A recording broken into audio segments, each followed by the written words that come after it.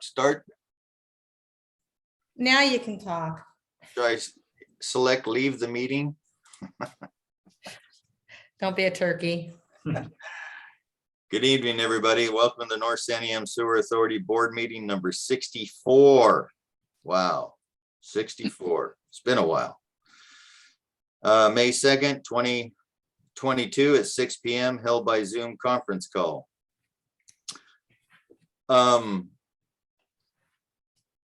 We're going to do a roll call and declarations of conflict of interest. Janet. Okay.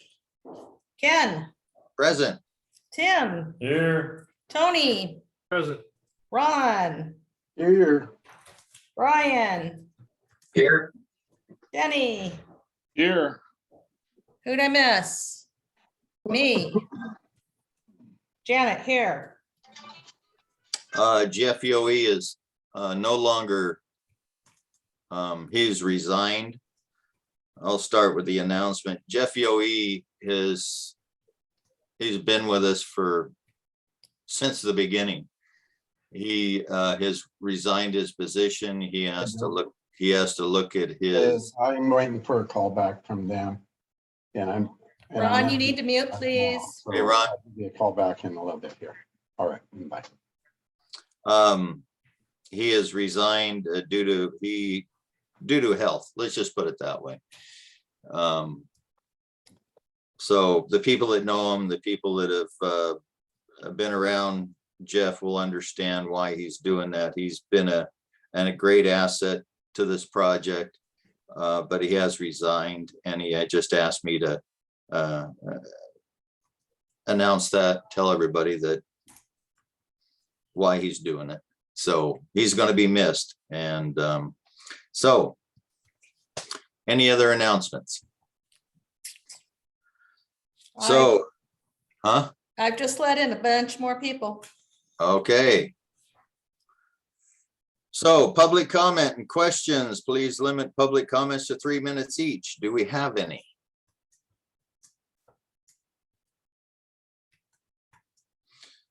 Hearing none, I have to change the agenda a little bit. I need to bring in Sarah Albanen, and she needs to give her updates.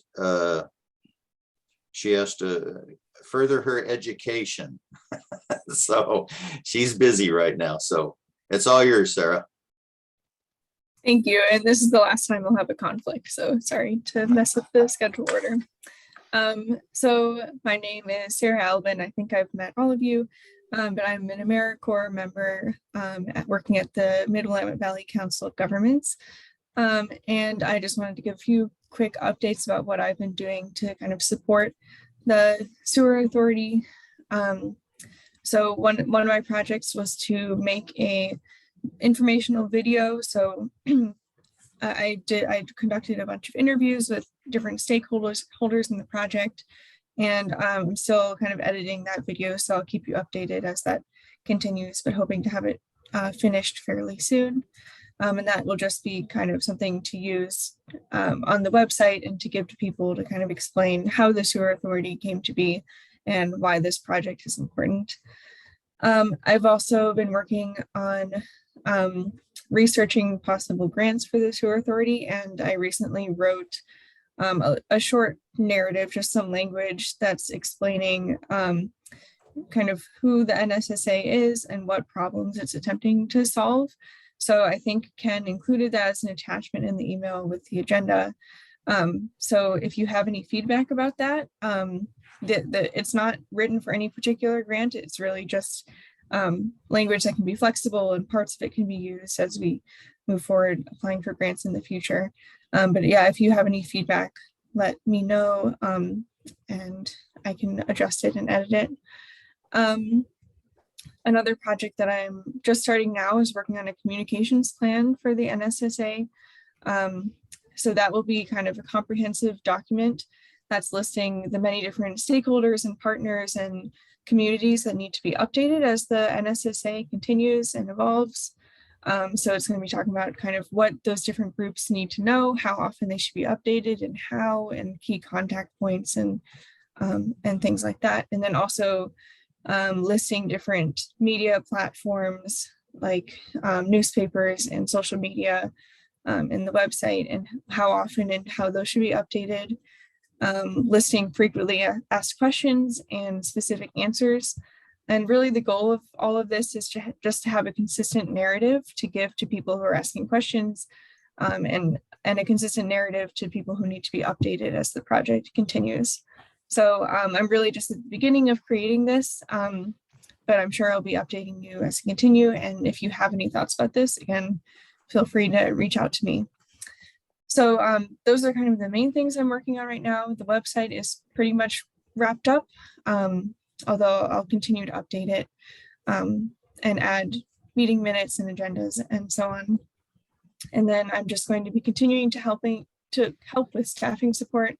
I know the sewer authority is going through some kind of major decisions right now, so I'm just here to help however I can. So let me know if I can be of any help, but thanks so much.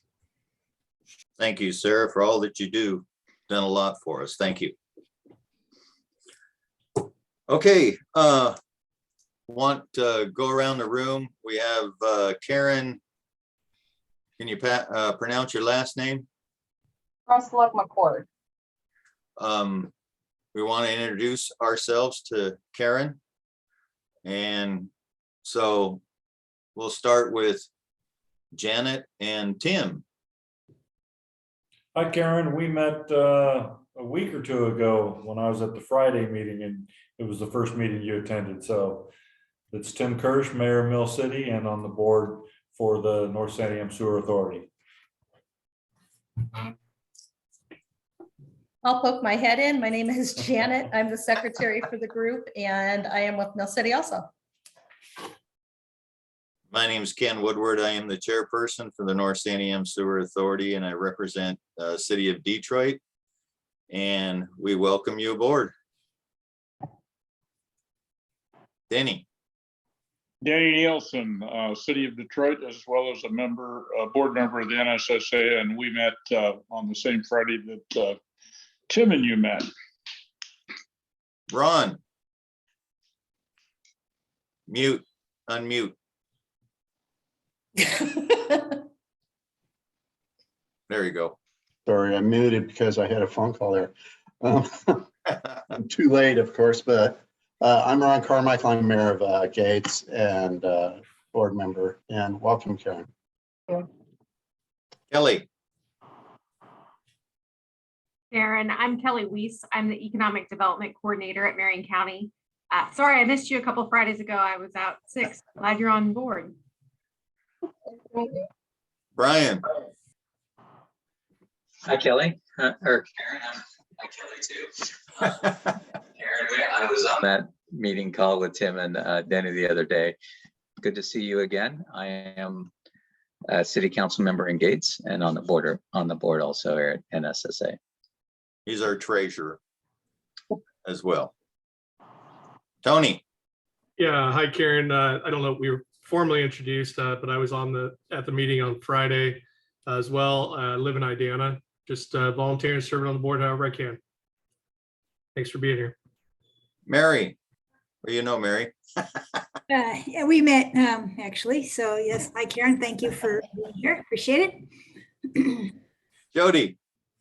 Hi, I'm Jody Christensen. I'm the Regional Solutions Coordinator, and I'm supporting this project. Thank you. And Brian Nicholas. I am the Marion County Public Works Director, and since the ARPA funds that were awarded by the state to build the first phases of the sewer project were awarded to Marion County, I've been assigned by the Board of Commissioners to actually be the one that delivers the first phase construction projects on the sewer system. And it's all yours, Karen. Thank you. It's so nice to meet everyone or re-meet everyone. I am an urban planner with the Department of Land Conservation and Development. I'm here as kind of a representative for the department, and at this point, I'm pretty new. So I'm here to gather information, any questions you might have, provide what I can as far as answers, or kind of be a catalyst between this group and the department. I know there's some interest in goal 11, which I'm sure, so I sent out some information last week about the goals and just some of the details in what we do. So please, if you have any questions, let me know. If I can't answer anything, I really want to get the group the best information possible. I can go out and look for it and get you the right answer. So please just let me know and be patient with me, and I'll do the best I can. Thank you, thank you. All right, Is Arthur there? Oh, shoot. review approval meeting summary notes from 4/4/2022. I didn't receive them, so I didn't send them out, of course. Correct, my mistake. I forgot them. I will have them to everybody soon. That's not a problem. We'll do it for next meeting. Moving on. Mary has her hand up. Hey, Ken, could you let Arthur in? He's waiting in the waiting room. I already did. Arthur, Okay, good. Thank you. Thanks, everybody. Sorry, I was a few minutes late. can you please introduce yourself, Arthur, to Karen with Hi, DLCD? Karen. Looking around for you. Oh, DLCD. Hi, I'm Arthur with Business Oregon. I'm a regional development officer for Marion and Polk in Union County. I need to set this up. Right, nice to meet you. All right, we're going to turn this over to Brian, our treasurer. It's all yours.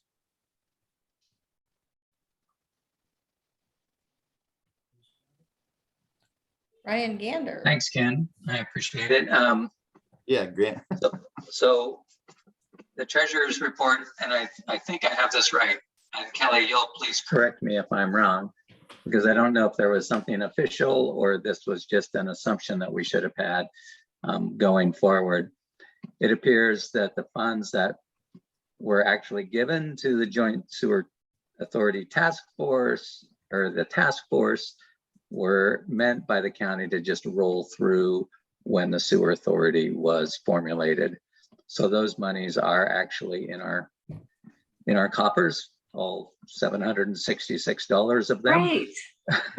I don't mean to So, be callous, but I'm glad when things solve themselves, or you did it for me. So thank you. Right. So, and I also spoke with the law group. It's had a couple of different names since the start of the task force, but now it's, I believe, called the local law group. And they have a holding for us of $1,932, but they haven't done any billing for us, nor I think provided any services for us since April of 2021. Right. So I spoke with their accountant. They said, no, the money's there. If you need to access legal advice, you have a credit with us of 9. So that's our only asset outside of our cash reserves. So knowing all of that information, I filed our report in lieu of audit for the July 1, 2020 through June 30th, 2021 finance. One of the things that I would like to recommend to the NSSA is that we develop a budget. So we have budgeted and expenditure values to complete the, it looks at this point, the 2022 to 2023 budget cycle, since we have no budget at this point that I can find. Sarah and I looked through the Google Docs and we found a budget document. It just didn't have any numbers in it. So, and so I spoke with the Division of Auditors individual, very, very helpful. And she says, if you only have to report revenues that you receive. So we haven't received any revenues since that initial infusion. But this year we got a donation from Ken. And we anticipate, well, I'm not quite sure where this 150,000 is going to fall in the budget year, whether it's going to be in the 2022-23 budget cycle, or whether it's going to be in the current budget year. But we have a new audit or report in lieu of audit due on the, well, after the close of the budget year, which is June 30th of this year. So that's where we stand right now. There is an element that we should talk about in shifting to our financial policies a little bit. And Ken and other board members can update me on this. There is, we have been relying on Mill City's fidelity bond. They have a bond that covers our revenue, and therefore we use them in the reporting cycle. But if we are going to take control of our own finances through the bank account and write our own checks and hiring employees so much, the board will have to develop a bond that exceeds our anticipated revenue. So at this point, it looks like our anticipated revenue for the 22-23 budget year is $150,000 plus any grants. So we might consider bonding ourselves for a little bit more than our anticipated revenue. But that's a procedure we should probably take up as we review our financial policies in the coming weeks. Can I add something to this, Brian? Sure. I think it'd be wise if we get my name off the bank account and put Brian's, our treasurer's name on there, and to bring that to everybody's attention. I think it'd be a wise move. So I agree that if you're stepping down as the chair of the we haven't got there board, yet. Then, but the question, I guess, really is, does it go to the secretary's name because that's the attention of the mail, and the mail is going to Mill City still, or does it go to the treasurer? I guess those are some of the things that we should sort out before the 1st of June, I suppose. Okay, we'll save that towards the end of this meeting, because we will be discussing the chairperson resignation. If there is one thing, that there's a $20 fee in filing that report. Yes. And so this year, that's my donation. I'll write that off on my taxes, unless somebody has an objection to that. I have no objection. Remember to write that down so we can claim it next year, okay? We'll make a note of that. So then the report, as you might have gotten in the email today, shows that we have a balance sheet of $866 in cash on hand and a credit at the local law group. And so that should end my report.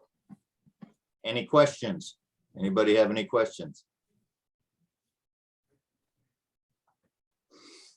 All right, hearing none.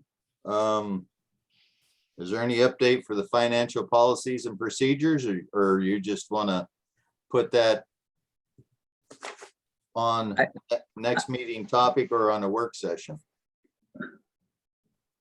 Yeah, I think I need to sit down with Janet, and Janet, I'll contact you tomorrow. And if we can see a time where we can review, Danielle sent us some nice pieces to look up. I know Janet has been reviewing some of the ORS that are cited within that document. And we can look at maybe a short run, immediate draft of the financials while we consider to look more in depth at the long-term financial policies, because I think based on the work that Brian Nicholas has been doing, we're kind of looking at what is the role of the NSSA in the overall financial side of the two projects that are under consideration. We'll hold this over. We have a work session on May 9th. 9th or 16th? I'm not doing 3 weeks in a row on a Monday. Forget it. I've already done 3 weeks in a Oh, row. no, I got it. All right. I got something else in there on the 9th. It is the 16th. Thank you. Being corrected. Thank you.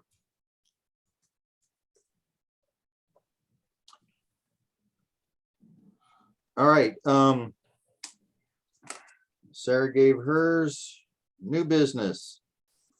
We're going to turn this over to Kelly Weiss, IGA between Marion County and the NSSA Development and Support. It's all yours, Kelly. Great, thanks. All right, so in the materials that Ken sent out before this meeting, there was a draft of the intergovernmental agreement between Marion County and the NSSA. And this is for the funding that we've been talking about for quite a while. So this is for the $150,000 to support the NSSA as you develop as an organization. So what this IGA will do is effectively set the deliverables that the NSSA is obligated to perform as a result of receiving those funds, as well as what the county is obligated to deliver as part of those funds. So really the nuts and bolts of the IGA is on page 2. I can share my screen if that's helpful, or I don't know. Yeah. I can just walk through it. You should be able to share your screen. All right. Should. All participants, there you go. Is it working? It's working. Fabulous. All right. So the second page of the IGA is what I have pulled up, and that's the bits of deliverables for the NSSA. And I've set them up into basically buckets based on what you're looking to achieve over the next few years. So the first is developing and implementing an operational plan. So this is basically what we've been talking about throughout, figuring out what the ownership structure is, what the management and administration structure is, and how you're going to implement that into the future. So the specific deliverable is set the action steps and decisions the NSSA shall take to establish the active management, ownership, and operational structure, the wastewater infrastructure contained in Project A and Project B. Shall include key activities, decisions, and targets the NSSA will take, and the timeline for completion.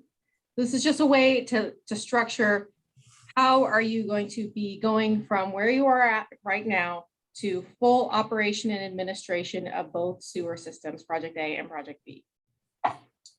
Then the second deliverable is developing and implementing a public outreach strategy. So this is kind of building off of the communications that Sarah was talking about earlier, but how do you intend to do the public outreach necessary for getting this project to completion? We're talking public outreach on potential eventual fees, public outreach on requirements to connect, these sorts of things. Developing a strategy and figuring out how you intend to get the word out, how you intend to work through those messages with your constituents. Then the third is setting up your financial policies, which you're already working on, and any instruments necessary to become a financially independent organization. The fourth is seeking grants or other funding to support the operations of the NSSA. This $150,000 is not nothing, but it's definitely not enough to get you guys through the period where you won't be collecting fees. So you really are going to need to look for operational grants and leverage these dollars from the county to be able to have those additional funds to get you through that dry spell to where you're fully up and operational. And then the rest of this is stuff you're pretty much doing already. So maintaining a public website, coordinating with the county. So make sure we're all still talking. And then the seventh one is your reporting. So providing monthly verbal updates. So during these sewer authority meetings, monthly verbal updates. And then quarterly written updates. So the quarterly written updates are going to be just progress on these deliverables and then financial reporting. So we're going to want to know how you're spending the dollars, how much you've gone through thus far. And that's going to be a quarterly report. So those are the NSSA deliverables that are listed. Is there any questions before I move on to what the county's side of it is going to be? Kelly, this is Denny Nielsen. I'm curious about the language in number 1, where it says develop and implement an operational plan to set the action steps, decisions the NSSA shall take to establish the active management, ownership, and operational structure of the wastewater infrastructure contained in Project A and then B. Is that language broad enough and permissive enough to enables us to make a decision where the cities own the infrastructure and do the operations? Because this seems to lean in the direction of the original thinking, which was to have the NSSA maintain ownership and operational authority. The intention was for it to be. If you feel like it's not, I'm open to language amendments. But the thought was that we want to make sure, so all this is saying is, what is your plan to get through? And so the NSSA can contract with the cities to perform the service under your current IGA. So that's how that would probably function if you were to stay the NSSA as currently written in your IGAs that you all adopted. So that doesn't necessarily mean that the NSSA isn't operating it. It's just that you'd be operating it via a contract with the cities or some form thereof. Does that make sense? Yes, it does. Yes. Thank you.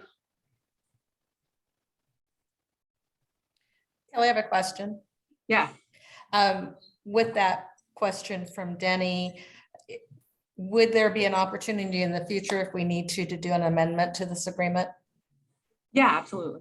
Okay, perfect. Yeah, if there's something that you see up front, I'd rather address it now, but. Yeah, no, I just in reference to that question from Denny. It's a good point. Yeah, so let's pretend like we get 3 years down the line and you decide that you want to dissolve the NSSA. You decided you want to have the cities maintaining and operating, and the NSSA isn't valuable anymore. What would happen is you would be obligated to return any funds that you hadn't spent. So we would be fronting the 150,000. You'd be required to tell us quarterly how much you've spent. And if the NSSA dissolves in the future, you'd be obligated to refund whatever the balance was. Sounds fair. Kelly, I have a question real quick. Item number 4, seek Yeah. grants and other funding to support the operations. Well, I think I'm seeing is the $150,000 is going to be pretty close to an annual expense for the next 3 to 5 years pretty easily before any revenues start coming in with the sewer being built. Now, we all know that grants are pie in the sky until you actually get the money in your hands. So, signing on 150,000, but there's no guarantees for anything going down the road, because we're going to have to immediately hire somebody, an administrator of some sort, to do all these conditions, obligations to meet all those. Because other than that, we're all just a bunch of volunteers here to go together. Nobody has the time or probably the energy to do all these without it being their job to do. So we're going to be looking to hire an administrator off the bat. So we don't have any kind of guarantees that there's going to be supporting money other than crossing our fingers that we get a grant. You know what I'm saying?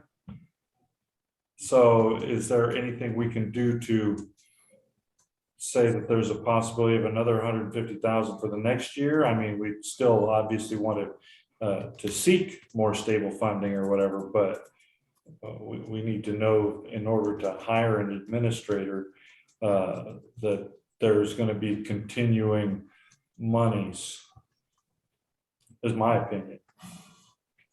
I agree. Duly noted. I do not allocate these dollars, so I can't say. I understand. Doing additional funding in the future. It is not intended for next fiscal year. Oh, that is answering Brian's question from prior. So this 150,000 is budgeted for the current fiscal year. So fiscal year 21-22.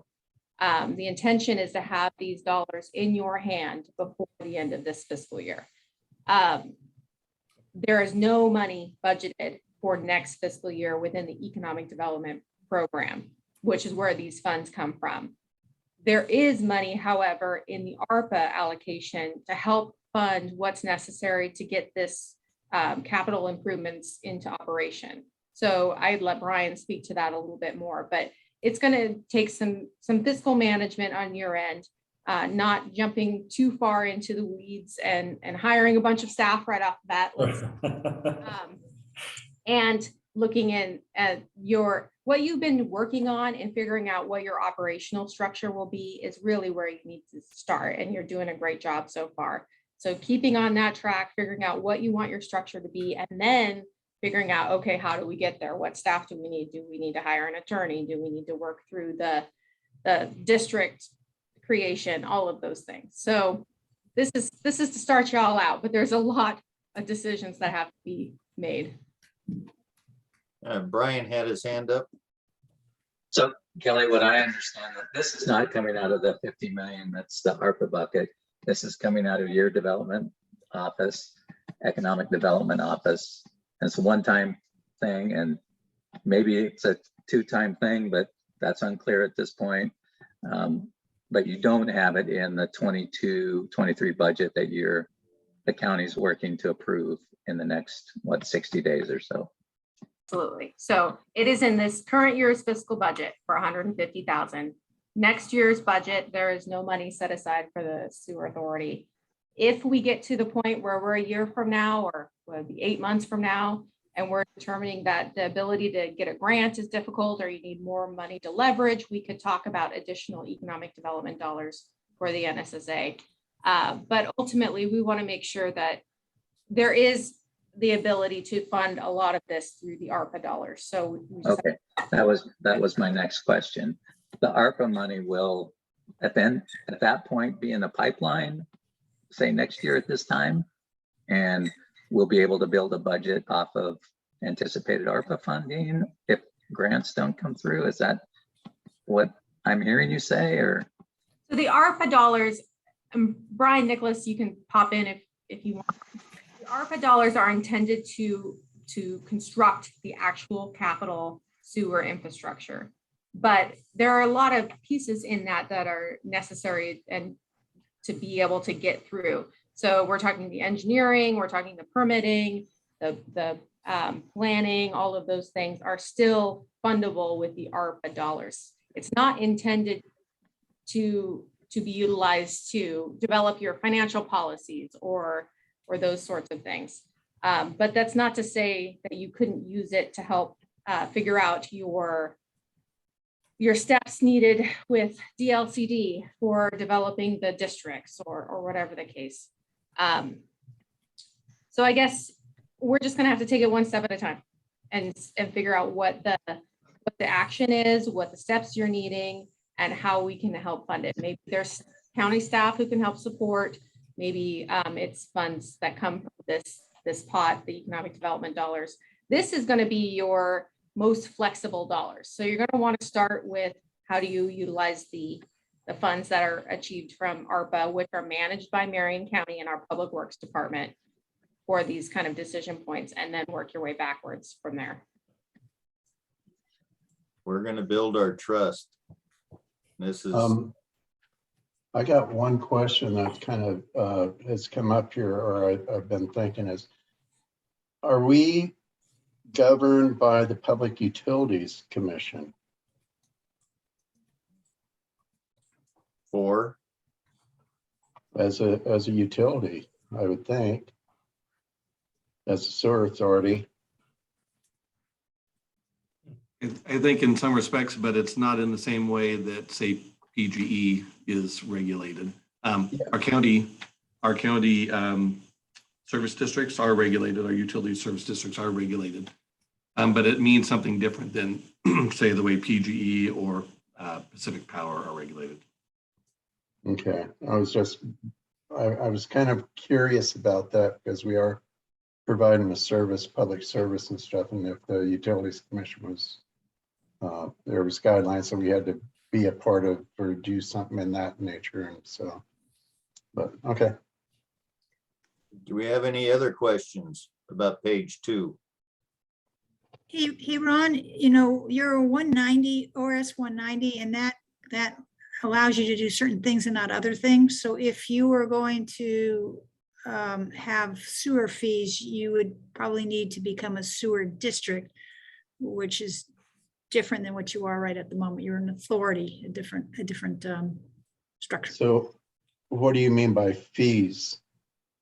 Well, so, typically if you're going to own and operate a system, right, you have to charge people for use of your system. Those are sewer fees that you would charge people. So in order to do that legally, you have to check to see what formation you need, which is typically a sewer district, not a sewer authority.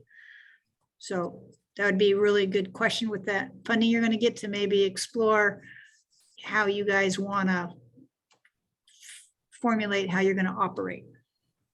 So as an authority, then, how do you collect any income or anything then if you can't collect fees unless you're a service district? That's the trick here. You got to look into that. No, really, I mean, that's not, I mean, that's I think why that Marion County has that so you guys figure out, how can you accept grants and how, can you start, charging for things, right? So. That's all going to be explained. Anything else on page 2? Do you want to go over any more? All right, so then the other flip side, we talked about what the sewer authority's deliverables are, what the county's deliverables are, aside from the first one, which is deliver the funds, is to assign county representatives to communicate with the sewer authority, so attend these meetings. Right now, that's Brian Nicholas and myself, but it's not like it's spelled out here, so in case one of us leaves, that would be replaced. But the intention here is Brian to be the lead on the actual development of the project, and I'm here to support you from the sewer authority and you as a government entity. The next is to provide updated and timely plan implementation information to you. You are the experts on your communities, and you are going to be the leaders in that public outreach. And we want to make sure you have that information to get out to your constituents. So that's really what that means. Consulting with the sewer authority prior to decision making, should those decisions impact your financial stability or long-term administration of the capital assets. So this is just talking through how we're going to be communicating, and that it's required in this IGA that we communicate with you on these decision points on the development of the sewer. Any questions? I'll roll on. All right. So the term of the agreement is effective upon execution through June 30th of 2025. So we're looking to have you consider approving this tonight, and then it'll go before the board at their the Marion County board at their May 10th management update. And if they're good with it, it'll go before them for a board session for approval. I'm looking for May 25th or June 1st for those dates. And when the board approves it, our Marion County board, then you would move forward with an actual invoice for the dollars. And in the section 6, we're hoping to receive that invoice by June 8th. So you'll have to turn and go pretty quick after the approval, and then we can turn around those dollars. So what we're looking, if we do have at the board session, either the management update or the board session, any amendments from our Marion County board to this IGA, I'd bring those back to you at your June meeting for your approval to hopefully get this through and get you the dollars you need. I have a question. Yeah. And since I'm fairly new to this board, I mean, this is an important step, right? And I feel that as a representative of Gates City Council, that I need to take this to the Gates City Council, inform them, and listen to their comments before I vote on this. And that's just my personal feeling. Is that the way this has worked in the past, or has the NSSA membership felt like they had their council's backing to do whatever they felt was right. We've always felt that we had our council's backing and made the right decisions for our community, because we know we know the needs. They have given us the responsibility to make these decisions.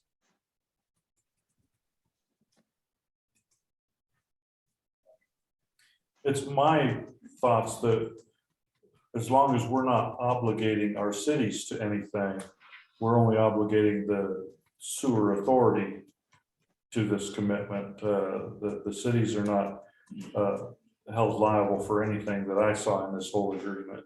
So we are here as city representatives, but we're the board of directors for the sewer authority.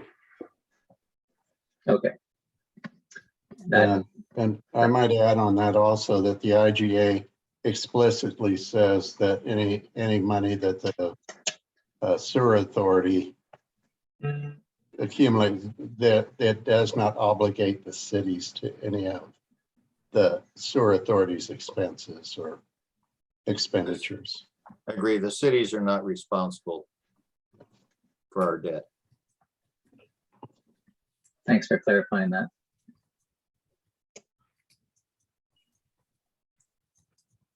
Anything else?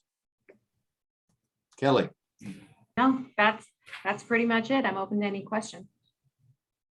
Any questions for Kelly? Do we have a motion?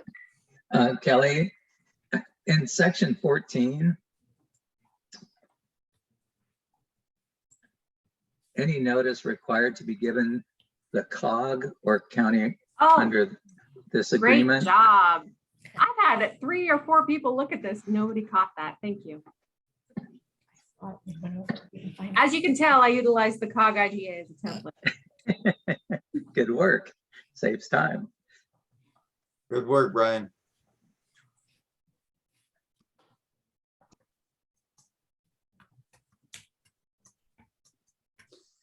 All right, everyone. We need to vote. We need to make a decision. I'll make the motion to accept the agreement. Or the I'll contract. second that.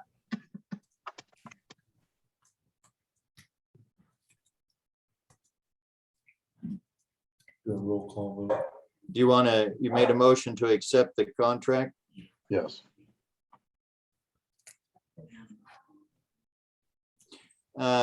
Janet, do we have a number for this?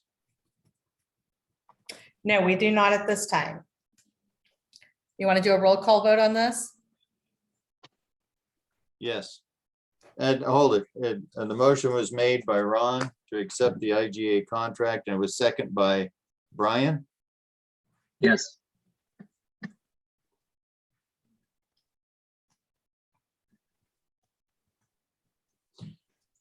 Roll call vote.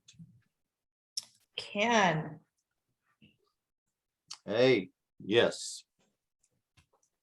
Tim, Aye. Ron, Aye. Brian. Aye. Denny, Aye. Tony. Aye. Who have I missed? I missed somebody. Nope. Okay, me, yes. Motion passes. So you have 7? 1, 2, 3, 4, 5, 6, 7. Yep. If I remember me, we do.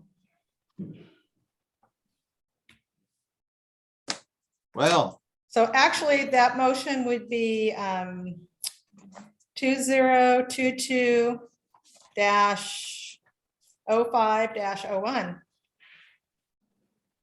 2022 dash, 05 for May. yeah, 01. okay. Congratulations, everyone. We're moving forward. It's been a long time, Kelly. Been a long time.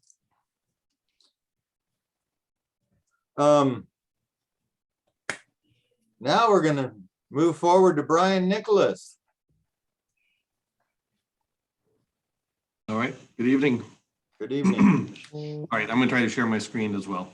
2 weeks ago, the board had a work session to talk about structure, alternatives for structuring the upcoming projects and the financial models that could go with them. And it really started with me asking the question, just who am I delivering these projects for? Because I need to make sure I know that. And the way I described it before was simply, if I know the operator who's going to operate this thing, I can ask very specific questions. Our consultant can ask very specific questions about what they want to see in the end product, what kind of equipment they want to use, how it's going to be maintained. And so so that was really the first question I was asking was, who am I delivering this for? Because in addition to the funding agreement that the board just considered, we're going to need to have another IGA for this ARPA funded project, the delivery of the ARPA funded project. So knowing who that's being delivered to is going to be important. And what I've told the board in the past is the county is not slowing down. We don't need to get an IGA in place before we proceed with design and permitting and take the master plan that Keller developed and launch it towards a buildable project. But we do need to get an IGA executed probably before we award that construction contract, so we know for sure who we're delivering this for. So most of you were there, so I'll try not to bore you. I'll just try to give the folks who were not there a little touch of what we talked about. So we talked about this structure here, where in essence, the sewer authority remains as is, provides a governance oversight for the overall effort, seeks those grant opportunities and is the grant sponsor and the political advocate to go and get the funding needed for the project, to finish out the project A, and get the money needed to build a project B. Provides that member forum. So all 4 of the cities are represented in this larger canyon-wide effort, and remains basically a volunteer board of directors. And in this concept, an entity, whether it's the sewer authority, whether it's the operator, whether it's the county, somebody forms a service district for operation of project A. So in this concept, that's who I would be delivering this project to. That's who the county would be delivering to. And in this concept, it would make sense for Mill City to be that owner, operator, and administrator of the sewer system. Mill City has systems in place, they have staff, all that kind of stuff. And it serves my need in that I know exactly who I'm delivering this to. I know the operators and who are going to be asking those operational questions during the design and permitting phase. It means in this concept, Mill City would be a service provider to Gates. So there would have to be an operating agreement between the two, a service agreement that could be wrapped up in a 3-way agreement between the sewer authority, Mill City, and Gates. And there would probably in this scenario be a separate agreement between Marion County and Mill City. That would be the conveyance agreement, right? The thing would be built and delivered to Mill City for operating. And then really Gates would be more of a revenue partner. It'd be a revenue stream that Gates could participate in. And really they're getting the bulk of the service from Mill City. So this was leading up to really the bigger question was just how do you put this together to give it the best chance of being financially stable and independent, self-functioning. And that's where this revenue model, simplified financial model, comes into play. So this is built around that organizational model that we just talked about. And it's pretty darn simple. You've got your revenue sides, consisting primarily of utility fees. Perhaps there's another fee that could be explored. And you'll notice for those who participated in the work session 2 weeks ago, I I've added some additional notes here. You know, there could be some grant opportunities that this service district could take advantage of. So I've included grants there as another revenue category. And then on the right hand of the sheet are all the minuses. So this is the plus, this is the revenue side. And on the right hand side would be those regular annual operation and maintenance costs.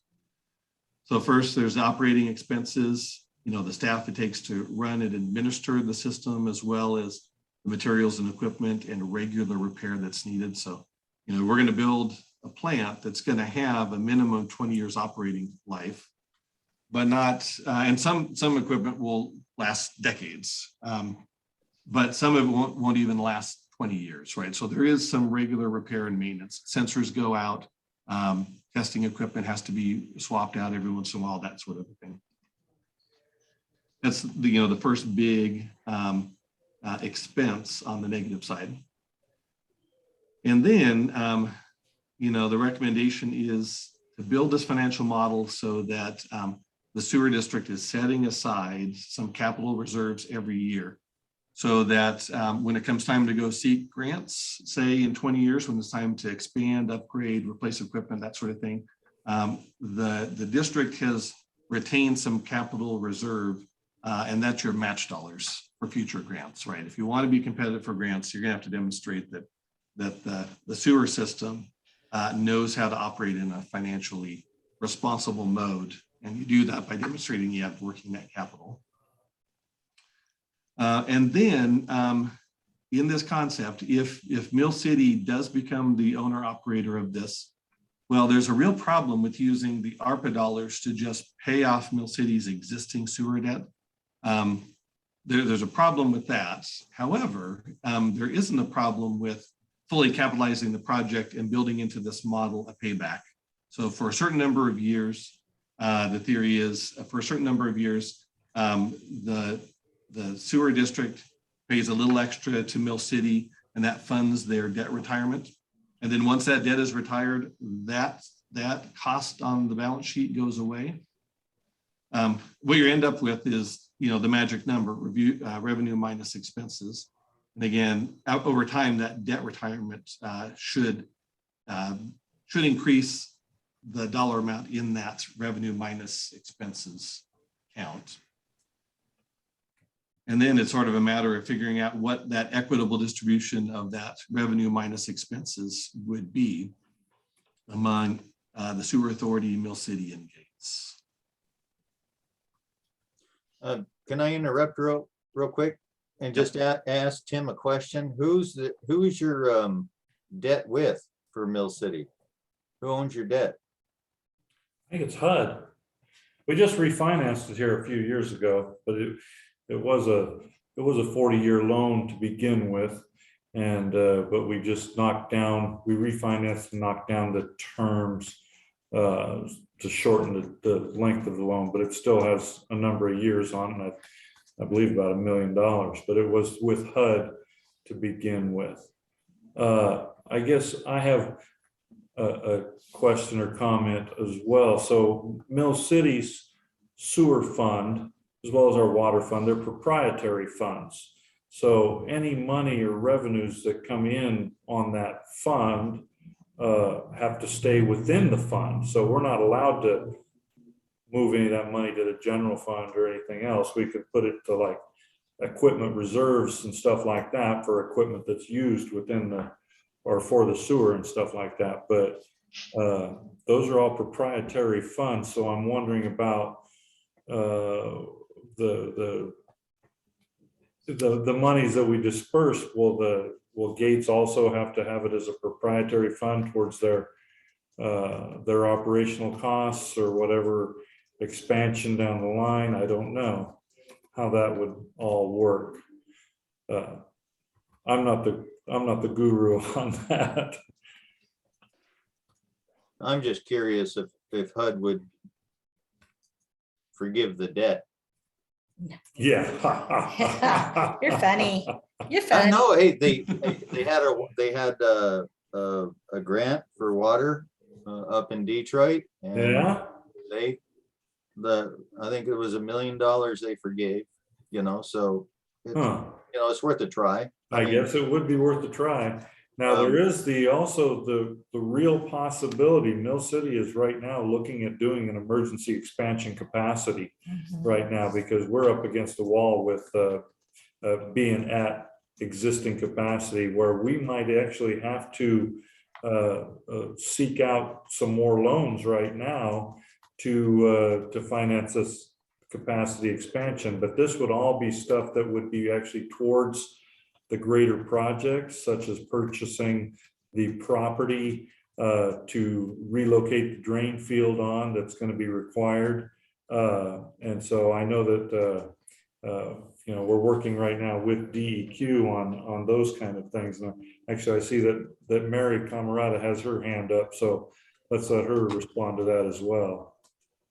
So, Mayor, what I was going to say on, you know, Gates money's being, you know, basically only for Gates. If you enter in an agreement with Gates that says this is how much money it's going to cost for the utility fee, then, you know, they give the money to Mill City and then Mill City pays their bill. So there's lots of ways you can set up the arrangement between if Mill City's in the lead or if the sewer authority's in the lead, to work with Gates and how that money is going to be obligated. So that's something that you have to figure out with each other on how you want that done. But there's other models out there where, you know, districts work together. So right, and I could see it where the portion of it for Gates goes into Gates's, basically their sewer development proprietary fund, because there will be times when they're going to want to expand it out and things like that. There are going to be things that they come up against that they'll need to have the money in reserve for as well, because I know that that's what we have to do with Mill City. But in all my years, I think I've discovered that there is no profit in sewer systems.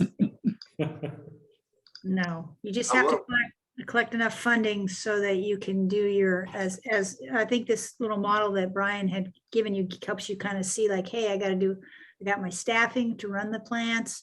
And then I've got my materials, equipment I got to replace. So I've got to keep track of that. And then any costs related to like putting out sewer bills and things like that. So that's all part of that operating expense. It gives you kind of an idea what you're looking at. And if you look at the master plan, there was some kind of conversation about the operating expenses. So you can check there as well to see what Keller was coming up with for you. I just wanted to throw it out there too, that yeah, Mill City won't be throwing any of this into their general fund or looking to finance anything other than sewer with sewer revenues. Yeah. Yep. Good. Anything else? Brian? Well, the big roll up here, I don't know if you can see my cursor. The big roll up is just how do we structure agreements? But that's one thing, that's a key thing for me is getting these agreements, at least getting the concept squared away so I know where we're headed. This, I would picture two agreements, a three-way agreement between the Sewer Authority, Mill City, and Gates that outlines, you know, all the roles and responsibilities plus the revenue sharing agreement. And then that really just reduces the agreement between Marion County. Either it's a Marion County to Mill City conveyance agreement, depending on what's in the three-party agreement with the Sewer Authority, Mill City, and Gates, or it's a trickle-down agreement. It's between Marion County and the Sewer Authority, and then ownership is transferred to the other agreement. There's just we need to make sure that all that's clear. ARPA is proving to be surprisingly tricky to comply with, so we got to make sure we don't get ourselves into trouble. That's why I want to try to sort out the concept early on. Vander, I'm going to quit using Brian. That's fair enough. So, Brian Nichols, do you see Mill City owning and responsible for the pump stations and equipment that are in Gates and physically in Gates? Or when you say, you know, Mill City would own the system, does that include all the infrastructure outside of its city limits or whatever? Yeah, I think to be really specific, the model that makes most sense to me is a sewer district that is owned and operated by the city of Mill City.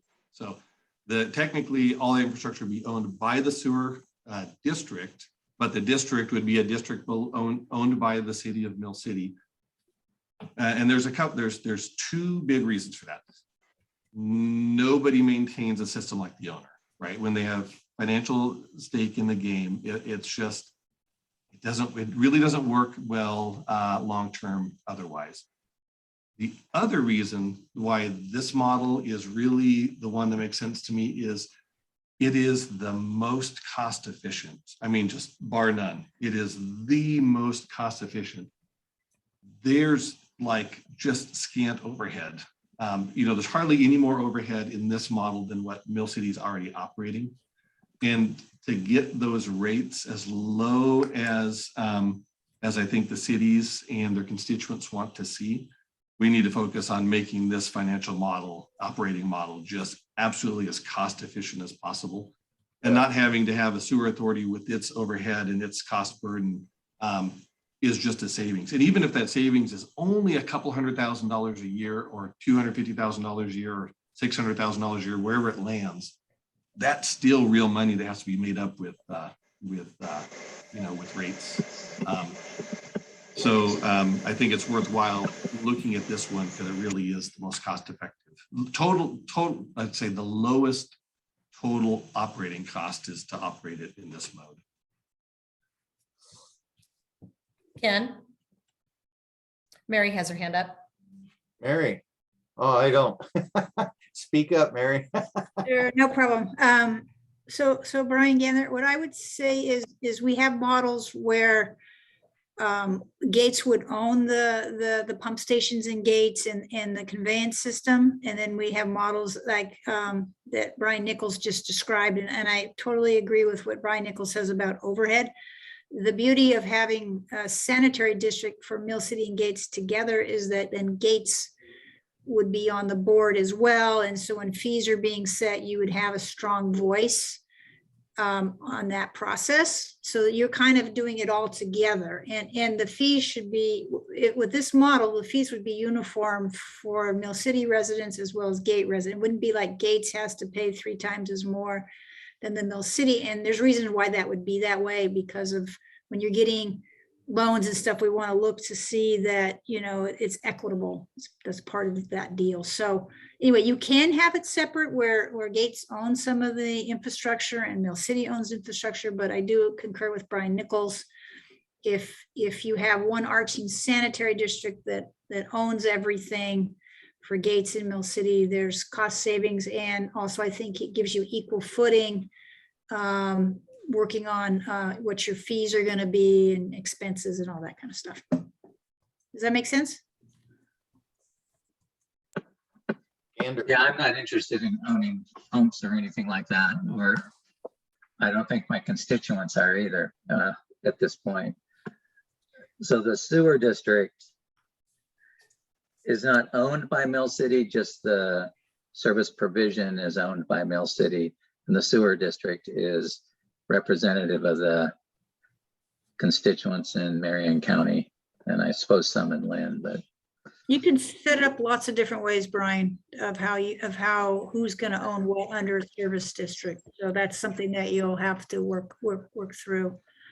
But the NSSA basically transitions out of I suppose at the time of conveyance, transitions out of the picture, and a sewer district takes over the overall running of the system, not running, physically running, because we know Mill City is doing that, but being kind of a arbitrary overseer of the system. That would be the NSSA. But can you have the NSSA and a sewer district at the same time? I think, Is that your impression, or? I think the NSSA would become our quote unquote board of directors, our overseers. They wouldn't necessarily own it, but they would be there to guide us and help us along and make sure that when we get Detroit and Idana moving along, that we pull them in and so forth. This way I understood it. Brian Nichols, is that right? Yeah, there's different flavors that we can put on this. Going back to the last or that organizational chart.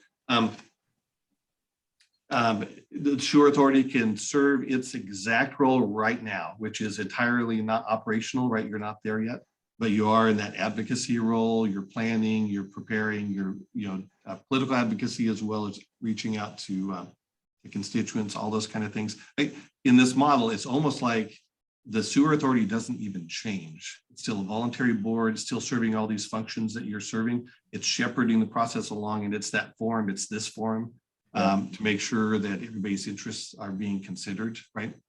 So it's spawning the establishment of this Project A service district that then goes on and has its life. But it doesn't mean that the sewer authority technically, well, I guess there are some strings that you could choose to put on it, but I think they're going for just trying to make sure that these service districts are set up to be as economical as possible.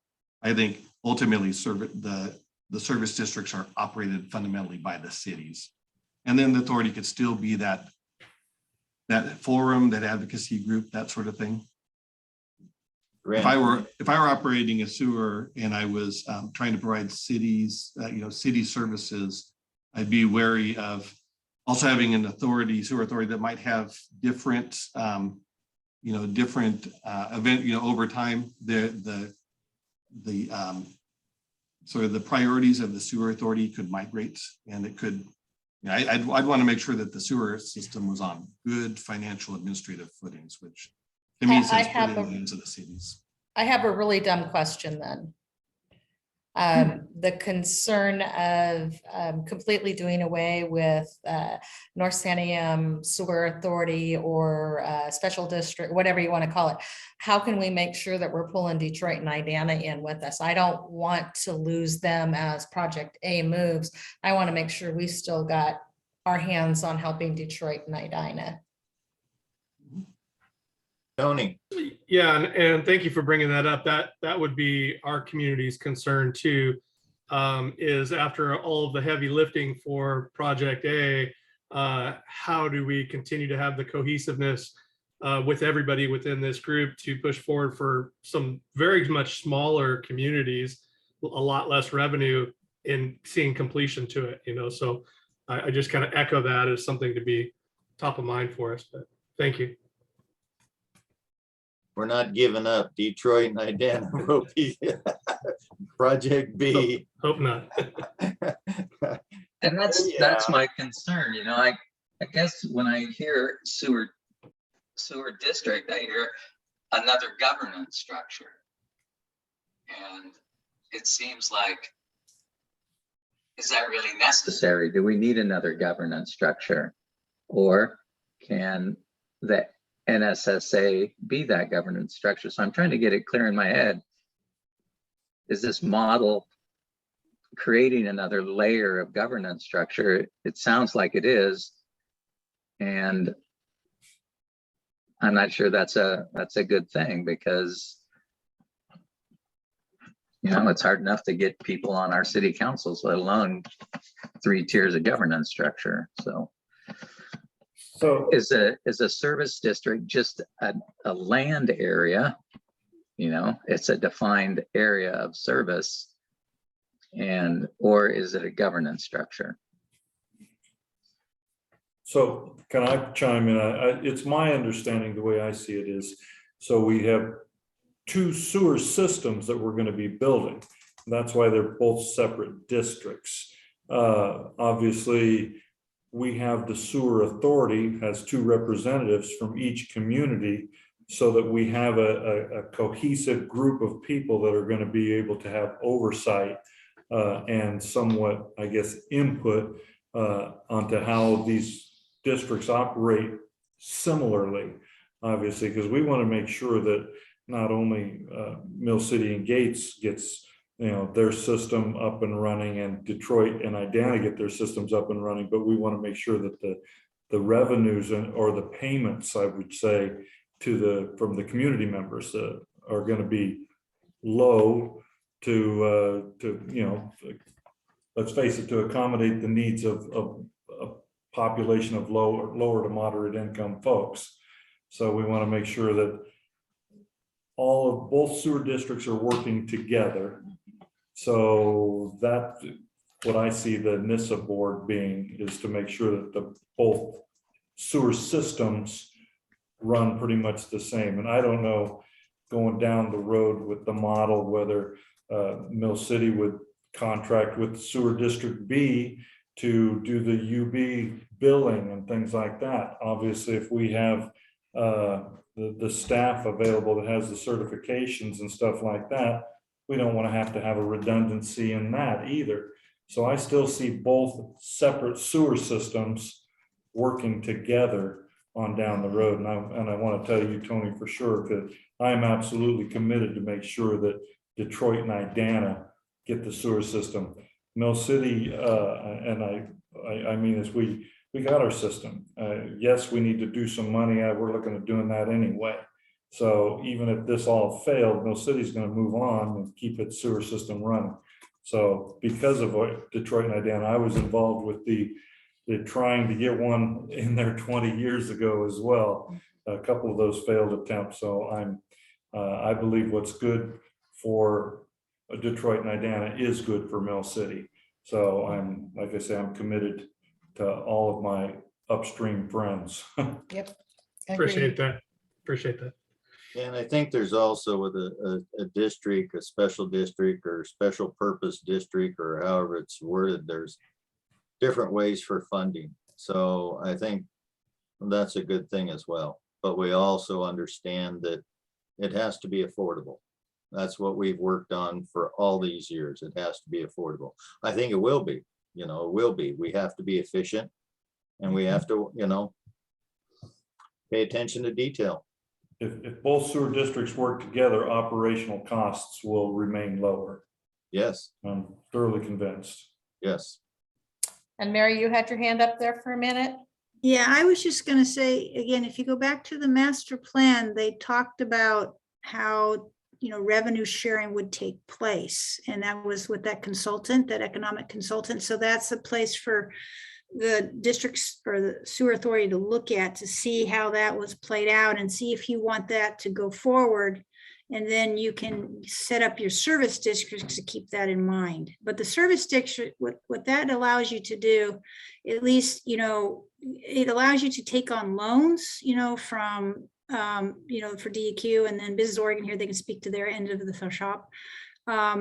It also allows you to set rates or utility fees, so that you know what that is. And so if there's a mechanism for sewer district A and B to work together, so the rates are similar. But again, I thought that some of the support from Mill City, maybe some of the revenue would help Idana and Detroit. I thought that was sort of what the model was about, because there was no way that Detroit and Idana could actually function by themselves. They would need support from Mill City. And that's why we had all four communities from the very beginning put together, so that we have one conducive billing system and basically one thing. Now, I just see it now as the service districts just being two sewer systems, but the sewer authority is what can tie the districts together. Is my thoughts on it. I have one other concern with the special district. One of the reasons we went with the 190, and I think a lot of people will remember, was that we promised that there would be no bonds or taxes or anything else levied on our communities to do this, to have their taxes go up, to keep their sewer rates low.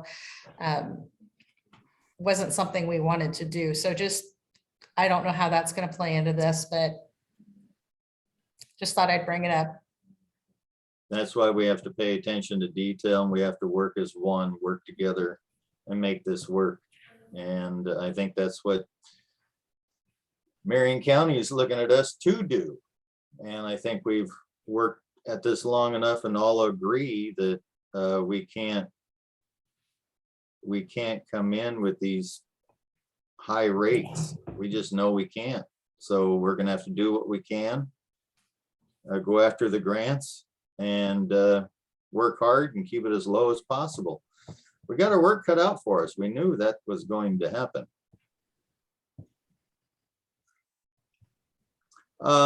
Anything else for Brian Nicholas? And I also, we need Ron. Two people raising their hands. Yeah, I got Ron. Ron, go ahead. Yeah, what the heck? Oh, okay. So I'm kind of echoing the same thing here that I keep hearing with Detroit and IDANA.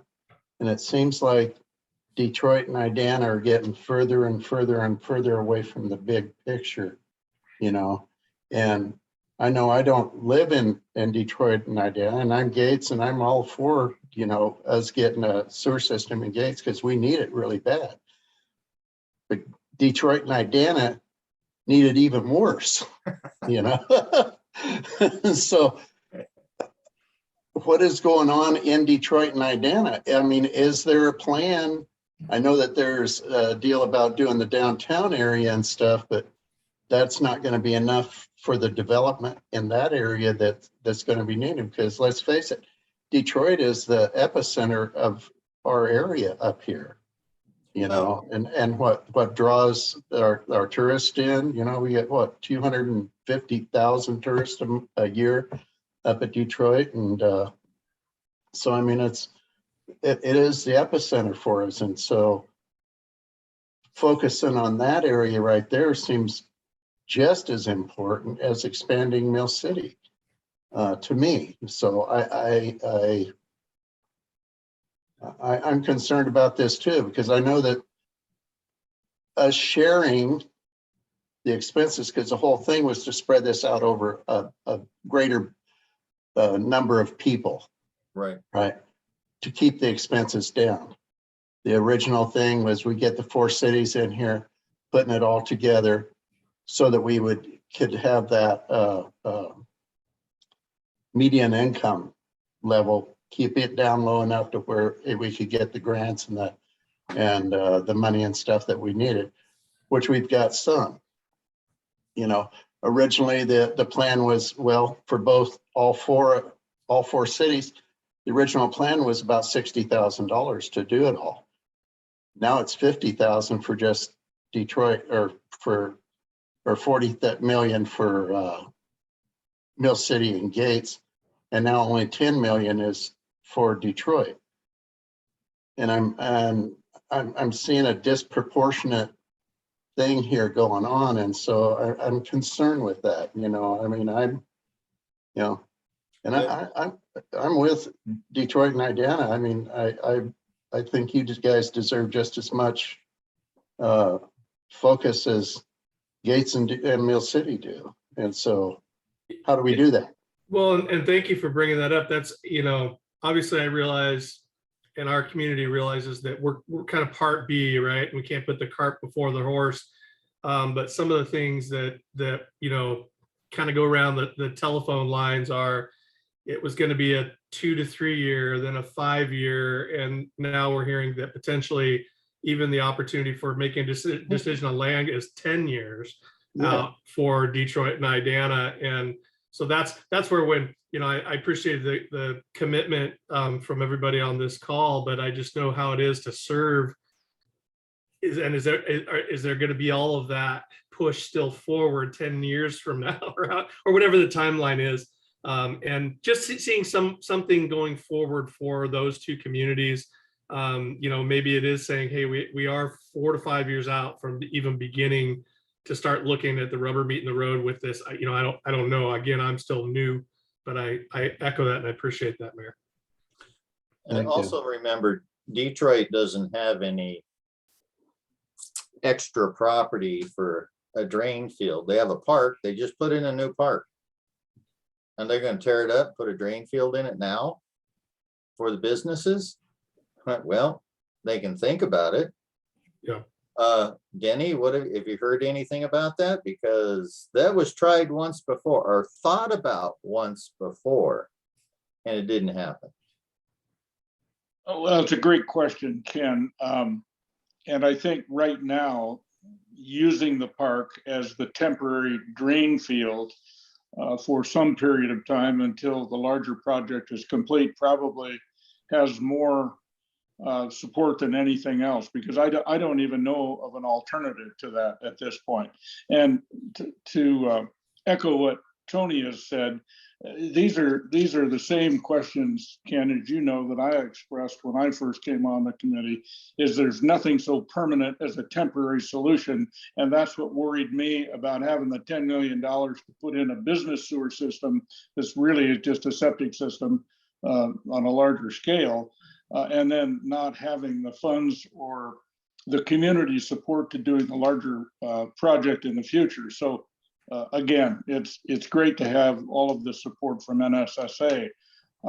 And Brian and Kelly have, in the past, when I've had these questions, been very supportive as well. And the questions I had for Brian was, number one, we have an RFP that's out for the engineering design, and I'm wondering when that's due.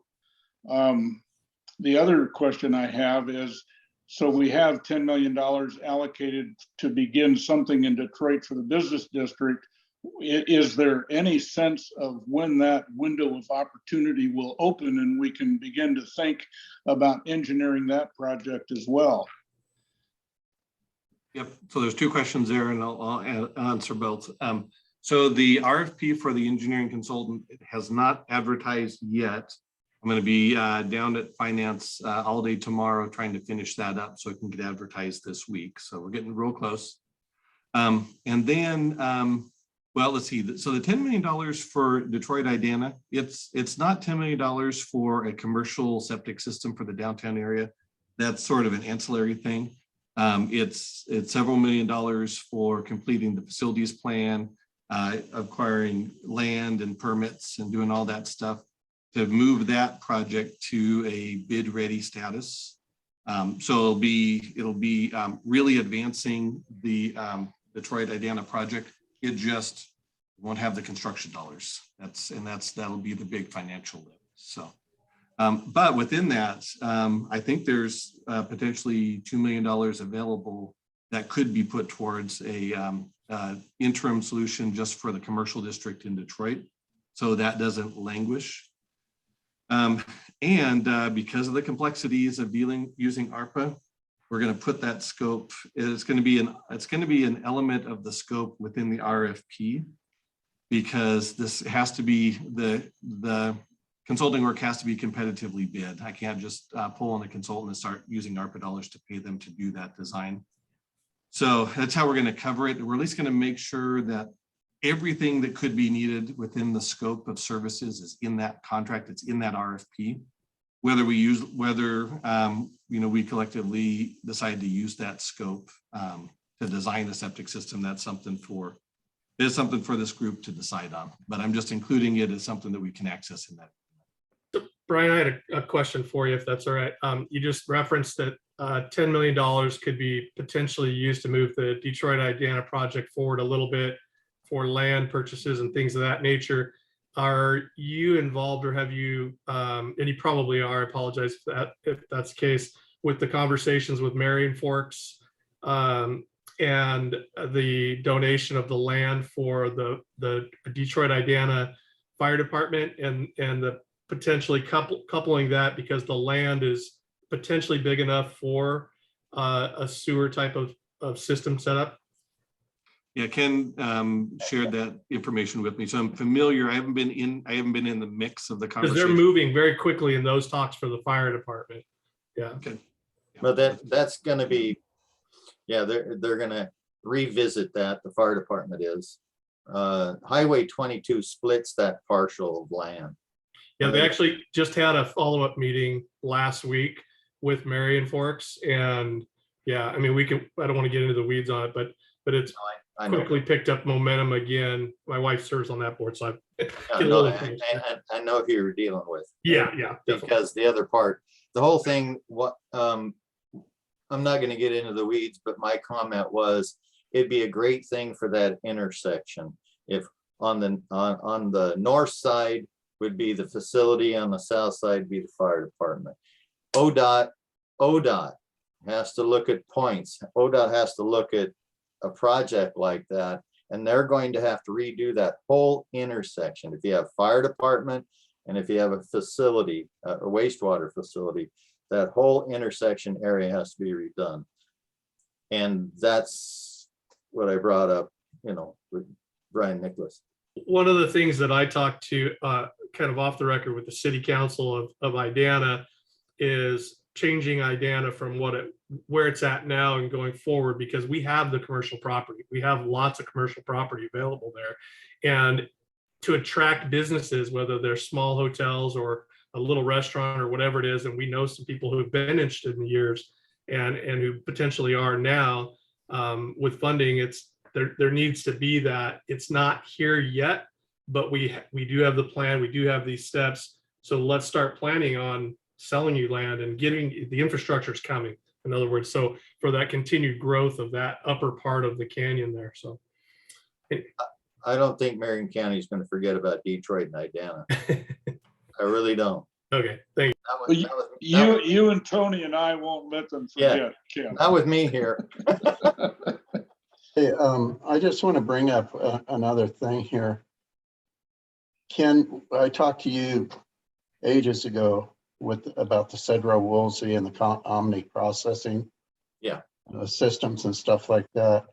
I don't know, have we even looked at that again? If that technology has moved forward, and if that would even be a possibility at this point, because that technology is exactly what Detroit needs. Well, I'll use Mary's words. Mm-hmm. They know they can permit a gravity system.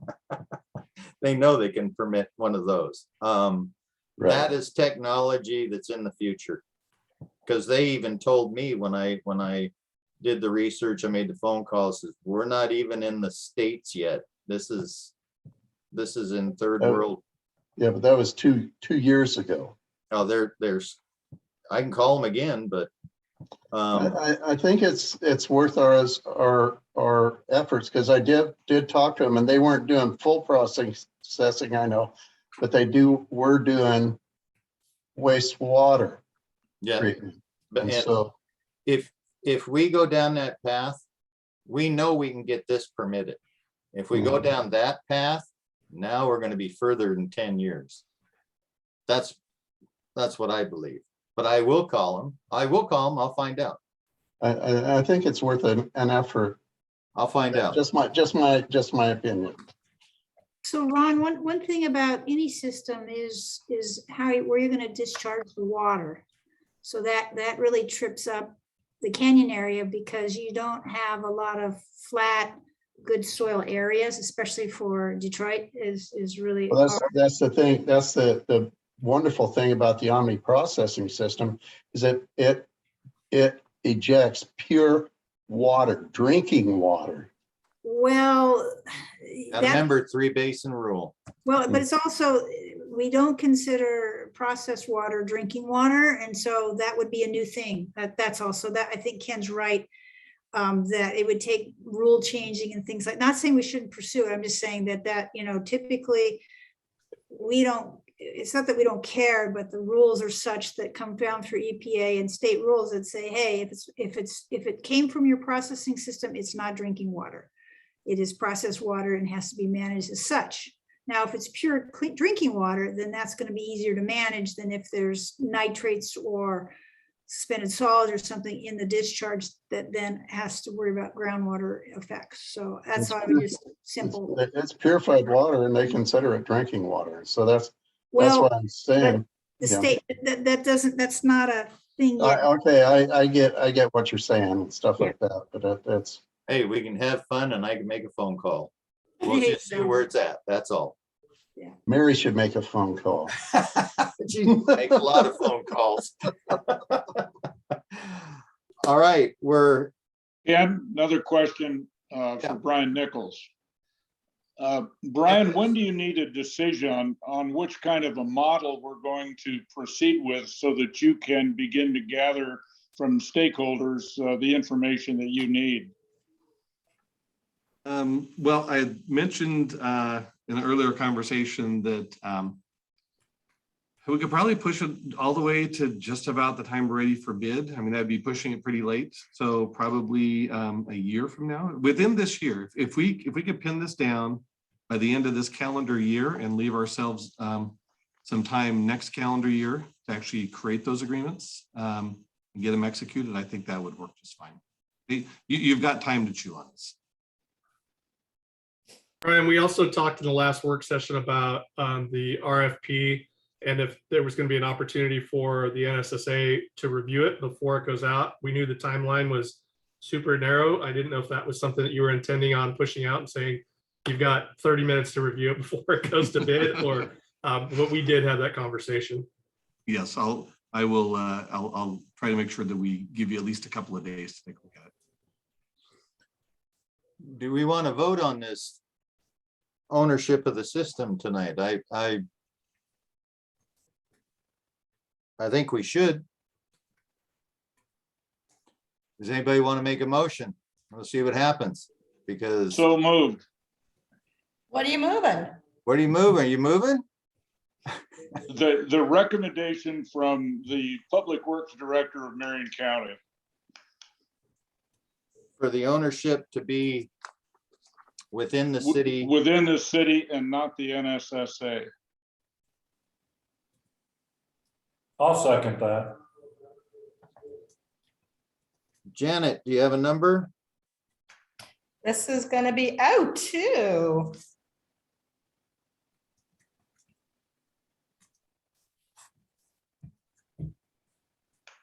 O2 what? 2022-05-02, just like the date today. Oh, okay. +2. +2. Plus That's 2. true. Don't Tim mess with me. seconded. Tim seconded.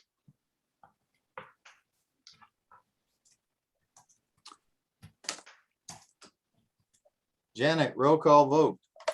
Ken, Aye. Tim, Aye. didn't even get that out. Brian Gander,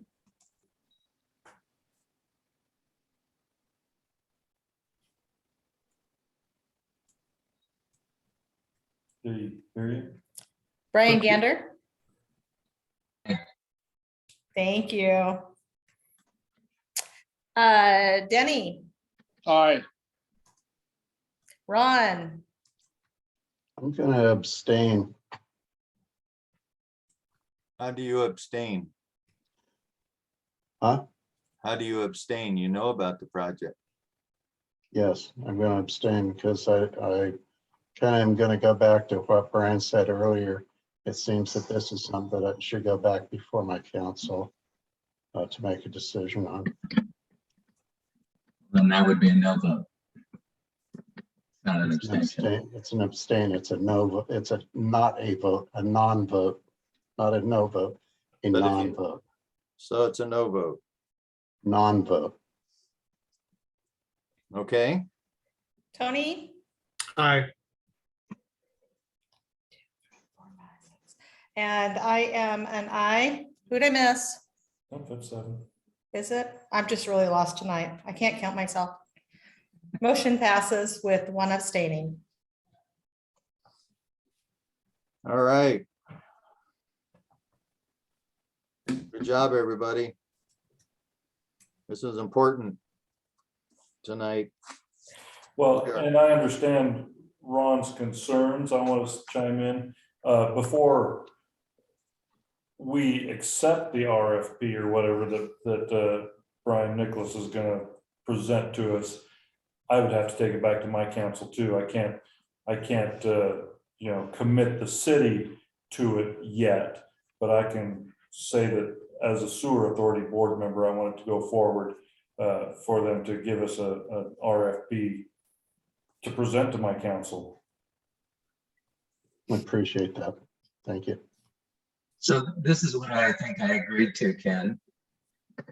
I think I agreed to pursue this in a concept where the county knows who's going to own the project. Yes. I don't think I agreed to the two documents that Brian has submitted to us. I have not agreed to the simplified financial model. That wasn't, I believe, part of the discussion. And I still think that it's unclear to me about the service districts. But I do think an important step was in understanding that there is going to be, that the sewer authority is not going to be running a system. Right. That Mill City is going to be running the system. The ownership. Right, the ownership. And that's a good foundational piece for us to move forward on to clarify some of these documents. And I'm just going to go back to a point that I sent you along in an email. I would appreciate documents like this to come to us like the contract did, with the word draft on them. So if they are opened by the public on our website, the public don't see these as done deals, but concepts for consideration at this time. I think our website does a good job of communicating what's in our meetings. And I would hate for a community member to come to me and start grilling me on this simplified financial model. And I have to tell them, well, that's not purely defined yet. It's not been agreed to by the board, but it is a concept that we're delving into and trying to understand. And they're going to want specific answers and say we aren't communicating effectively with them. So I would hope that documents that come to us in packets that we haven't approved on have a mark of draft on them, so those who attend our meetings understand that there's still points of consideration, not done deals. Been heard. Thank you. Brian Nicholas, anything to add? Oh, this just scratches the surface in terms of all the little questions that need to be answered along the way. So, you know, I just want to remind everybody, we're including in the scope the legal services needed to help vet the final decisions on. I mean, we're going to bring the consultant. The consultant team is going to be more than just an engineering firm. We're going to ask this consulting firm to bring the same economic analysis horsepower that the first project had, plus legal services to help us get through the agreement writing process and flesh out all those details that I just don't have the time to get to the bottom of, you know, like which of the, I think you have a couple of different options of service districts for utility purposes you might be able to choose from and those kind of things. So we'll make sure that we have the horsepower in the consultant team to help this group make those final decisions. Thank you. Okay. Brian's got his hand up. Brian. Hey, I appreciate you saying that, Brian. I think that's really important. I've been around Oregon for a long time, so I've seen all sorts of different kinds of districts, and it might be helpful for us in our work session to have a good primer on the types of districts that, you know, just have somebody walk through us. Here are your options. And it's good for you to debate these types of districts, and here are the strengths and weaknesses of different types. That would really be helpful. At least point me in a place where I can go read about it. That would be helpful too. That's why in my mind, this is a conversation that's going to go on many months, because there's a lot to dive into there. Hey, Brian, I put a link to the Special District Association of Oregon. So that may be a place for you to explore and talk to those folks about, because they're supposed to do special districts, all kinds, soil districts, water districts, utility districts. Thanks. I appreciate that.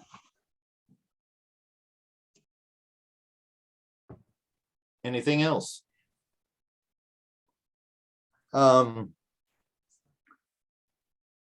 Let's skip over the banking, because there was questions about that earlier, comments made. Let's skip over that. let's get down to the chairperson resignation. I think it's a terrible idea. Whoa, take it off the agenda. Second that motion. Yeah, I'm in. Okay, we're gonna do a voice vote now. Yeah, So I think Hey. the decision's made. You have no choice. Oops. I made an emotional, and I think everybody can understand. I would like to see this project all the way through. Deserve So, to.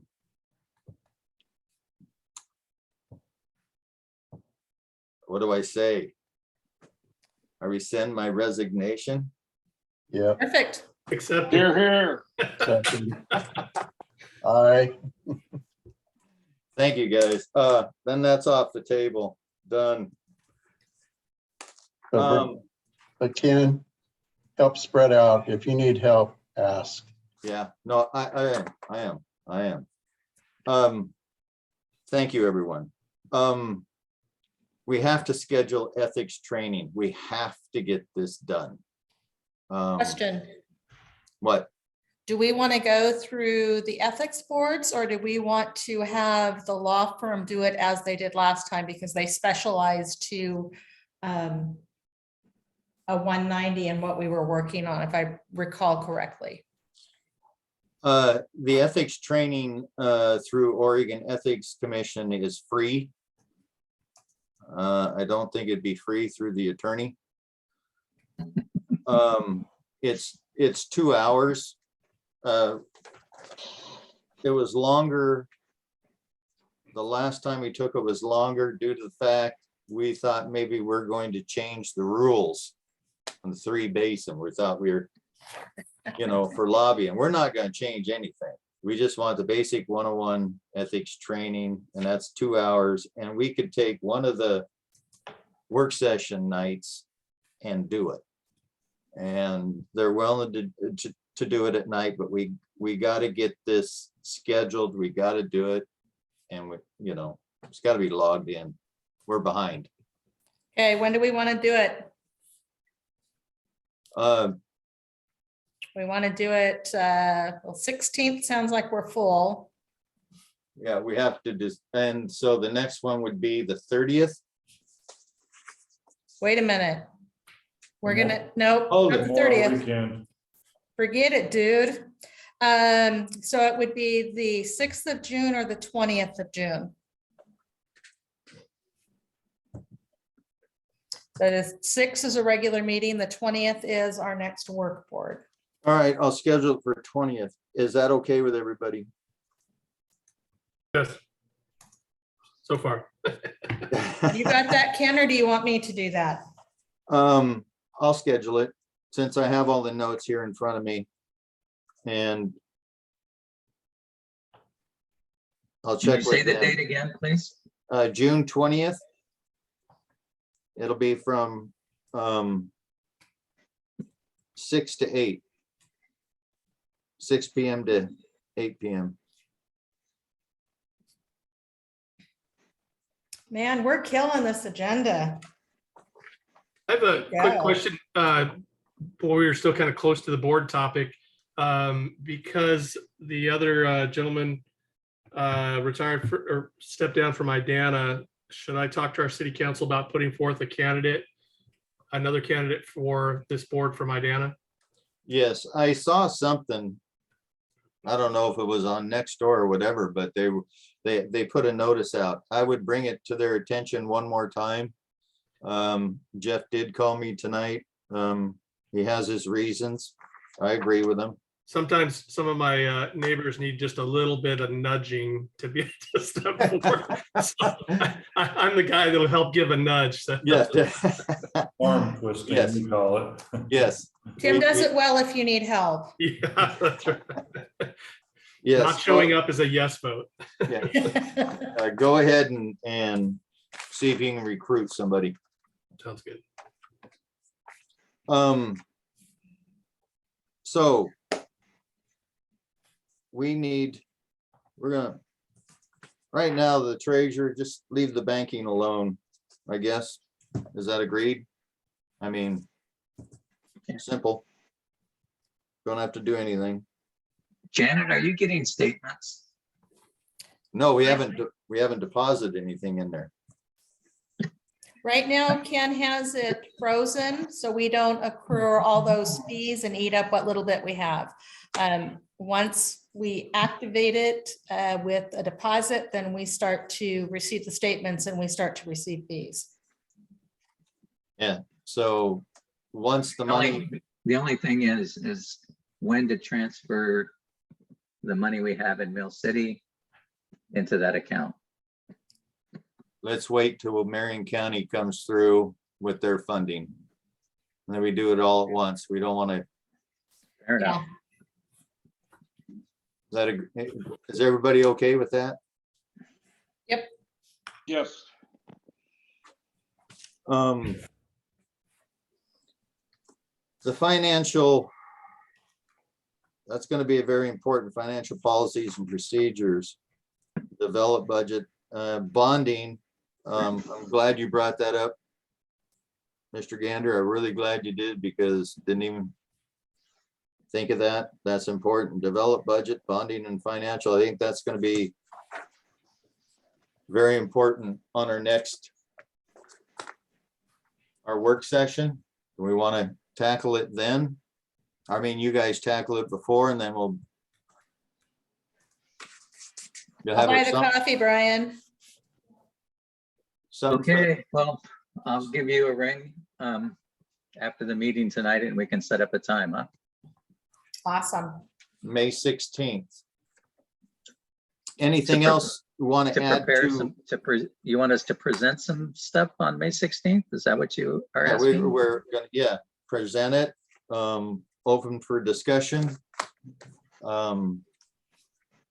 So it can be approved in 1st of January June. or 1st of June, excuse me. Sorry.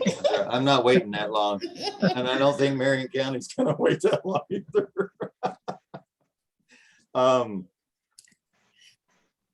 And Sarah, did everybody read that grant narrative? Pretty good. Yeah, Good she did job. pretty good. Pretty good. And she's working on a communication plan. We'll have that on there. But the next, I'm putting that on for the. Anything else anybody can think of? Kelly, anything you think of we need to do? We Work need a session? budget document. All right, so maybe that only being, we only set aside an hour for the work sessions, correct? Janet, I'll bring some ideas. Okay, cool. And that is the 16th, yes. I'll be out of country, Ken, just so you know. You are. Yeah, probably won't be thinking about you too much on a sandy beach in Mexico. I'm sorry, but Sounds like you- Can we vote on that? I think we should make him come. I do have access to my Zoom. computer.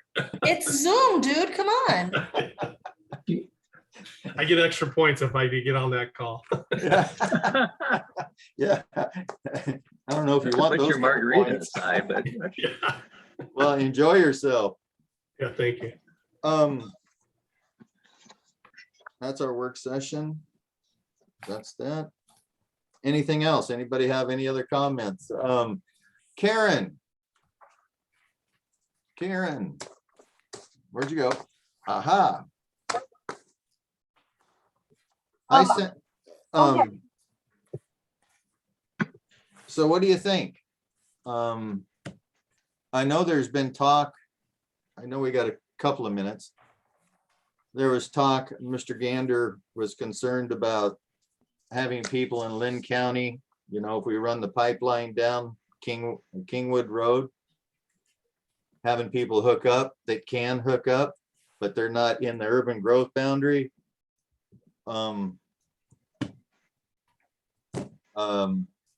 There's more that we have to look at it on, you know, from what the information you offered. But a lot of us think that this is already a health issue. Have you read, do you know anything about the DEQ report 2003 that was done by Gary Hartman? Are you familiar with that? Have you seen it or read it? I have not, no. Hmm. And Ken, you know, that one's pretty dated. I know, but I'm not, I'm dated too. But I Well, still, not like that. So my point is that if there was a declared a health hazard, then that does allow for working on goal exceptions and annexing and things like that. So that's the key. What Gary did is sort of an overall view, you know, do we have a handle, our septic systems leaking kind of approach, but we actually didn't put wells and monitor, which would be that hard data that we need. So if we're going to claim that there's a health issue, then we're looking at, you know, sewage from drain field surfacing.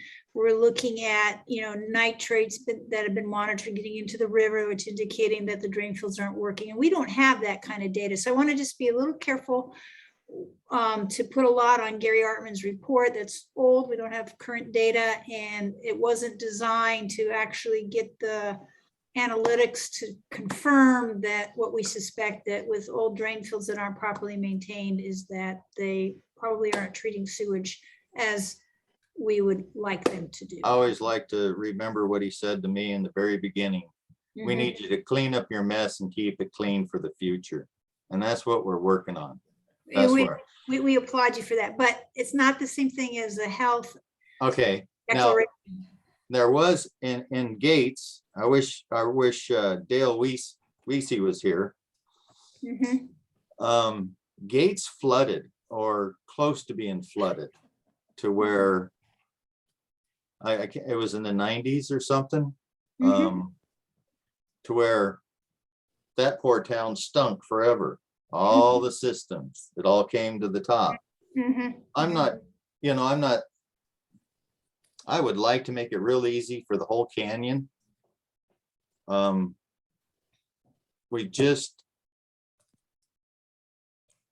plan on doing a lot of reading on this, these links that you offered. I want to really look at everything, and I think we all will. We want to get everybody we can hooked up. So we need, my understanding is why the DLC D is in here and coming aboard is for the people that are not, they're in between the city limits. They're in between. Outside of an urban growth boundary. Right, outside. Yeah. So I think you want to be thinking about where outside the urban growth boundary, what scale, I mean, how many people, is it just, and possibly why. I read, but before maybe pursuing a goal exception, especially based on a health hazard, my understanding is that's very difficult to get, and we're not saying that if that is the case, it's not something that we'd want to go after.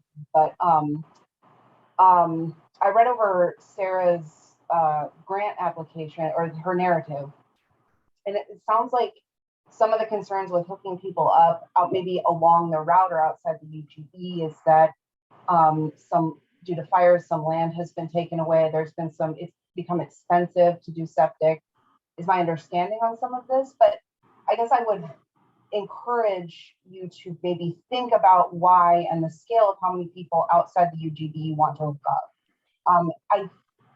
I think there might be other ways we can help. So maybe just some more detailed information on that would be helpful on my end. Okay. Yeah. And Ken, another thing that came up is that if the system's pressurized from Gates, it runs to, so just talking about that project A, they may not be able to hook into a pressurized line. No. I think if you really want to pursue this, there's the DLCD, hey, how can we do it because of goal 11? So there's that question. And then when the new engineer gets on board, if this is still something, that you want to pursue, working with DLCD as well as, hey, engineer, we need also your ability to tell us how this could happen. Because right now, again, that's just preliminary discussions about what the system would look like, but they would need the new engineer or the engineer that's going to come on board to take this next step would need to know that, hey, we are looking at allowing, again, with DLCD's rules, allowing people to hook up. And so we got to accommodate them. And that's why we need to know the numbers. And the other thing we need to know is like, for example, if we're running down a certain area and there's a restaurant there and they want to tap into that, there could be, pre-treatment requirements for oil and grease. There's just a lot of things to sort of unravel if you're going to allow homes and businesses, I would say, that are nearby. What's nearby mean? 100 feet to hook up. So Brian, Mr. Gander had a lot of concerns about trying to get everybody on there we can that is on the Lynn County side. I understand the pressured pipe, that's going to be a little difficult, but we're trying to look at everything. This is our first meeting with Karen. We have to do a lot of reading. Oh boy. But hey, I wish I knew everything and I don't. That's why I'm here. I'm learning and we'll go after it. And we want everybody included, as many people as possible. So, Well, Ken, I would say that this is an infrastructure public good. It's going to cost a significant chunk of change. And it seems that the protection of the watershed is quite important to Oregonians overall. And we have an opportunity. We're running a pipe not too far from a lot of homes. And it would seem that understanding both the cost savings over time, and I doubt that the engineering is overly complex to depressurize and repressurize a system, but it seems like it's in the public's best interest to look at the degree to which this serves the entire watershed instead of just these urban growth defined segments. And that's why exceptions are made. Sometimes so I think it's our responsibility to do the due diligence to see if this would be a viable exception for the many people who receive their drinking water out of this river. Yep, we're going to be looking at it. And one thing to consider, are you going to force people along that route to hook up? Urban growth county, you can do some certain things, but if they're on an unincorporated area, anyway, there's just a lot. I keep asking the questions and we'll keep answering them so you can see how, if you want to do this lift. That's all I'm saying. It's not saying no, it's just that thinking about, okay, does that mean everybody's got to hook up, or if they don't hook up the first time and then the property gets resold, can they hook up later? All those kind of questions that have to be wrestled with if you do this, or try to do a goal exception in this case. Well, I would be happy if we gave 100% of the people a choice and 30% of the people decided they'd do it. That'd be 30% less people that are putting water into the ground and potentially undermining the watershed. So we're going to look at everything. All right. We got 1 minute left. Anything else? Can we do it in a minute? All right, everybody. Thank you for participating tonight. We've made headway. We're moving forward. Thank you, everybody. Thank you, Ken. Welcome back.